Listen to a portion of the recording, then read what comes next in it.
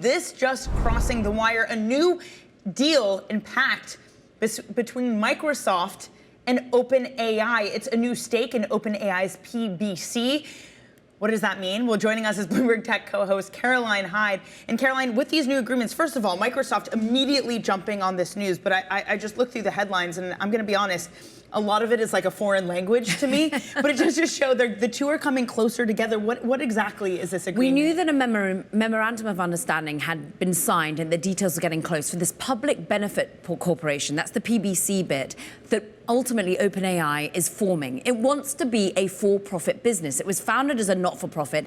The not-for-profit will still oversee OpenAI's public benefit corporation, and now we try and work out who has stakes in what. We understand Microsoft has $135 billion overall valuation ownership of the public benefit corporation. That's bigger than OpenAI's. We understand a few months back, Brett Taylor, the chairman of OpenAI, put out a statement that the overall philanthropic arm of OpenAI would hold a $100 billion valuation stake in the public benefit corporation. But remember, they've raised money from others. Thrive, for example, is in there. They will get a stake in this PBC, as it's known. But what's interesting is that OpenAI has still got a contractual obligation to buy Azure, to buy cloud from Microsoft going forward, to the tune of $250 billion worth of Azure services. But this is also talking about how once AGI, once artificial general intelligence is hit, in whatever form we decide that that is made, what happens then? Because this was always the deal between Microsoft and OpenAI. When